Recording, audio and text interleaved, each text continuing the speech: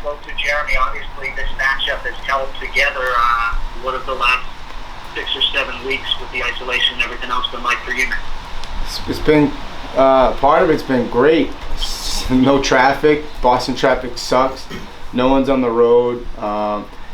You know, definitely a little bittersweet though. I mean, I know a lot of people are dealing with real life shit right now, so I'm mindful of that. And we're just trying to do everything we can to, you know, be socially responsible, but while training for a fight during this pandemic, you know, as best as we can. See your ceiling as championship. We think you can take this thing all the way. And I think your last performance, even though it didn't go your way, I think it was a step in the right direction. Just putting that one to bed and how strongly you finished and everything else. What did that night tell you about your future in this division, Penny? Just that, you know, it was a big opportunity, and I want more of those big opportunities. I got to do everything I can to put more of them in front of me, but next time I got to capitalize. I know that, you know, they're claiming that he's the next, you know, title contender, this, that, and I didn't feel outclassed one bit. So I know I belong with these guys, and I just got to do a better job next time I'm in there executing. And take what I can from it. You know, that's all you could do, and then move forward, press forward. And right now, Jeremy Stephens is ahead of me, and you know, he's number 7, I'm number 9. I take him out, I'm in a good position, and it's a short list. So I just got to do my part now and focus on what I can control, and that's a fight with Jeremy Stephens. That'll hopefully put me in a good position, you know, to do some more damage in the division. I have seen a lot more focus. Kevin has to, you know, the gyms are all closed, every place is closed, so he's learning to be able to do things on his own without needing anybody, needing anything. He's becoming really self-sufficient and finding ways, you know, to just work out each problem. Like, he doesn't go past, he tells me in the morning he wakes up, all I'm worried about is breakfast. After breakfast, then he'll worry about like what the next thing is. He doesn't go any further than that. He just takes not even each day as it comes, each couple of hours as it comes. So I think he's got a great mentality, and I don't know, he's just ready. He's ready. Like I was saying, he's eerily calm. Like, he is the most prepared I've ever seen him. Slowly but surely, obviously the dark side creeps in as the fight gets a little closer. From the last fight, having that bad taste in his mouth with that loss, and how, you know, what could have been, what should have been if he had more time. He already had that chip on his shoulder coming into this, and then preparing for the first date, and then they reschedule on him. Then the unknown for a week, not knowing what was going on. And then them committing to the next one on the 9th. Then him having to turn it back on again, you know, just in the meantime having all of his gyms shut down, his resources that help him train, kind of losing those resources, and then having just to overcome those obstacles. He just does it, doesn't make excuses, just kind of finds his little niche, finds his spots to get in the work he needs to get in, and coincidentally, he's kind of motivated my ass a little bit. I mean, he's used my gym here, he's worked out with me. He tells me he's coming in for a quick sweat hour workout, or we end up working out for 3 hours. I'm holding pads for him, he's sparring, we're hitting the bag, we're doing workouts. You know, it's been fun, it's been inspirational for me to watch, and being his older brother, but he's never made excuses. You know, he's got his head in the right place, he's got his visions, he's got his goals. He's not going to stop till he gets them. I would say from a mentality standpoint, Calvin, I mean, he did an outstanding job. He stayed focused. There was a lot of adversity throughout this camp that, I mean, he just rolled with the punches. He dealt with it and moved on.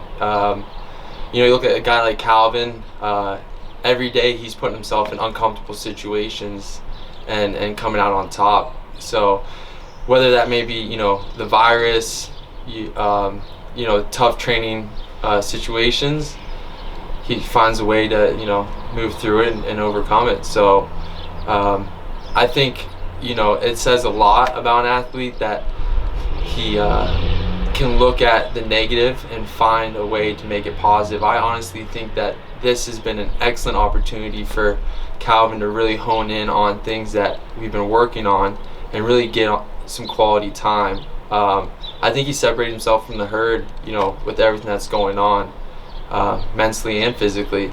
And that goes for like the technical standpoint. I've never been able to spend this much time with Calvin, you know, with wrestling, and really get to break down and critique the technique, and just review and go over. There wasn't as many distractions in the gym. So I think overall it was excellent. It was awesome, and it was somewhat expected, because I know the type of guy Calvin Kattar is and the fighter he is. It's a lot of progress. I think especially mentally. Physically, it's something I would expect, because I did expect it to happen anyways, because Kev is a gift. He's a gifted athlete. If he could always play football, he would be good at football. If he played basketball, he's an athlete, natural athlete. That's more mentally, you know. And now the addition with Doopy, Jake, I think was a game change for him. Mentally, there's been a lot of consistency.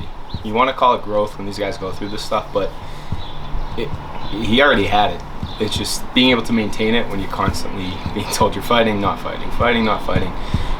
And that's worth its weight in gold. I mean, technically, physically, that's where the growth is coming. He's spending a lot more time with some of the newer members of his camp, and we're seeing a lot of the stuff stick. You know, starting from day 1, 16, 17, 18 weeks ago, however long it's been, when we introduced some of the things that we thought were going to win us the fight and are going to win us the fight, you know, they're newer and they come off kind of rocky, and then you're thinking, oh, you know, should we ditch it? Should we stick with it? And, you know, even at the end of the first camp, some of those things that we've been working on, they started to stick. So there's promise.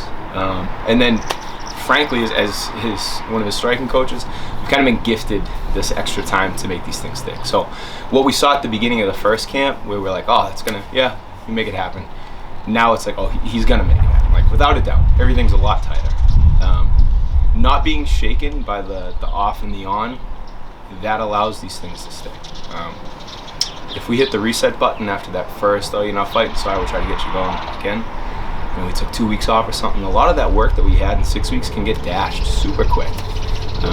But instead, we just sat and ground away at all of our new techniques and all that stuff. And you know, things from a recording stuff and having kind of a library to look at, for Calvin to look at his own time, for me to look at to make sure his feet are where they need to be, because in the moment you may lose it. Everything that we had to do to make sure that he was getting better over 18 weeks and not just keeping, you know, him warm necessarily, we've done our best. He stayed on track. You know, we can do our jobs, but if he's not going to be there mentally, it doesn't matter. He's pulling his weight, we're pulling our weight. That's all you can ask for, really. Yeah, Calvin's, you know, he's checked in, he's dialed in mentally for this. You know, we're here at Fight Week at our last session, and before we fly out, and you know, he's been checked in this whole fight camp. Like, you know, we're on our third location, the third date, fourth location. You know, same opponent, and he just, you know, he's been all in mentally, which has allowed him to progress physically. You know, this is the best we've ever seen him. He's super smooth. We keep filling like the little holes that were in the boat, and you know, now on May 9th, you're going to see, you know, more complete Calvin Kattar than you would have seen on March 7th or April 18th. So, you know, we're excited about where he's at. Fight week this time is going to be slightly different.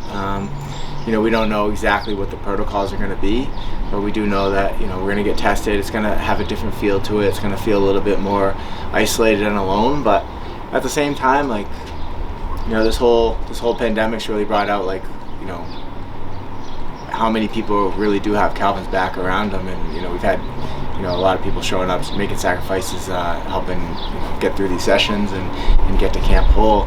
So even though it's, you know, there's just only 4 of us flying down to Jacksonville, we're going to kind of be alone all week, and, you know, we're fighting in an arena that's empty.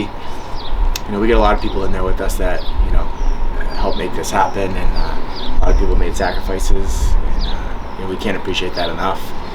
We're just excited to get it done, get our hand raised, and then, you know, continue to say thank you to everybody that helped make it happen, and then move on to the next one.